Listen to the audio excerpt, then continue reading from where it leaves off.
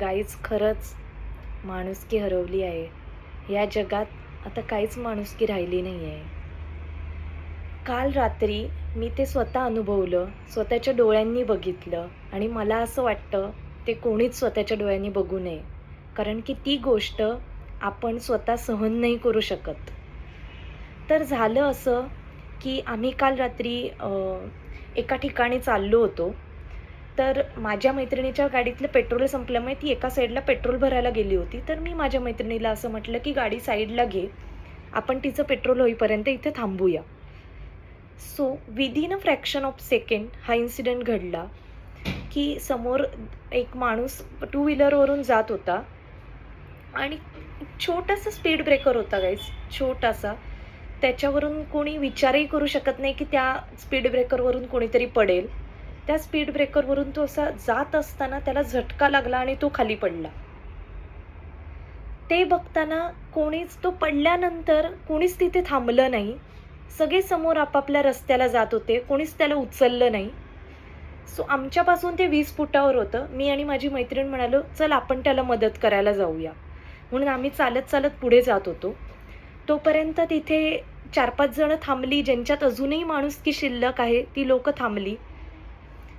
ती त्या माणसाला उचलायचा प्रयत्न करत होती. तरी तो माणूस उठत नव्हता.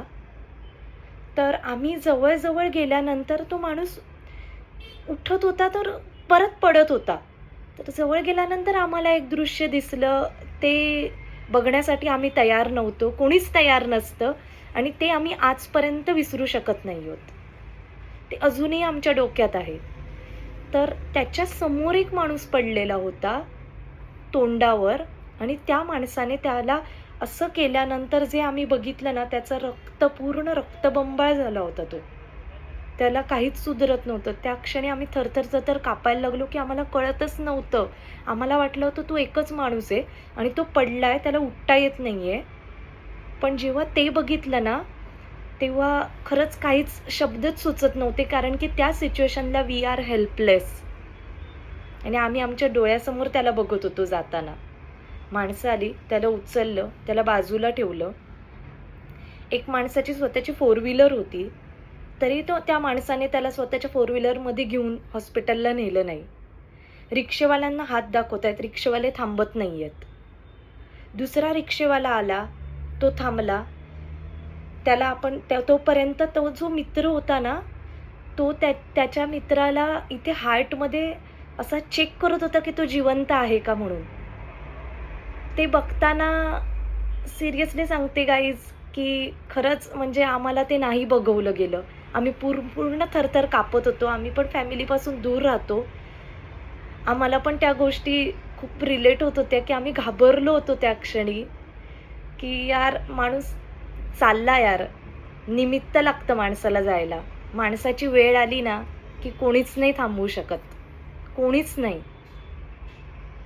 हे आम्ही आज स्वतःच्या डोळ्यांनी बघितलं आणि त्या मित्राला असं होत होतं, की माझा मित्र माझ्या डोळ्यासमोर जातोय, बट मी काहीच करू शकत नाहीये. त्यानंतर सगळे म्हणत होते त्याला, की "तू लवकर बस, लवकर बस, रिक्षेत तो माणूस गेलाय." हे ऐकून नाही म्हणजे आम्हाला तिथे मी फक्त आणि माझी मैत्रीण तिथे जप करत होतो, की देवाचं नामस्मरण करत होतो, की तो जगू दे. एवढंच.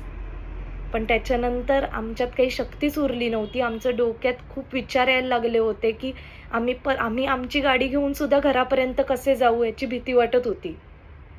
खरंच सांगते गाईज, यमराज आला ना, की कोणी नाही थांबवू शकत. म्हणजे तो स्पीड ब्रेकर हे फक्त निमित्त होतं, फक्त निमित्त. सिरियसली लाईफ इज अनप्रेडिक्टेबल आणि अजूनही वाटतंय, की या जगात माणुसकी हरवली आहे.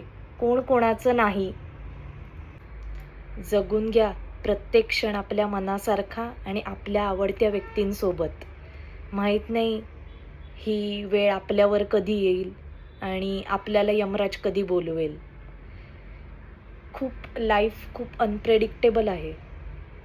तो स्पीड ब्रेकर, छोटासा स्पीड ब्रेकर जर माणसाचा जीव घेऊ शकतो, तर काही होऊ शकतं या जगात. त्यामुळे जगून घ्या, खूप आनंदात जगा प्रत्येक क्षण.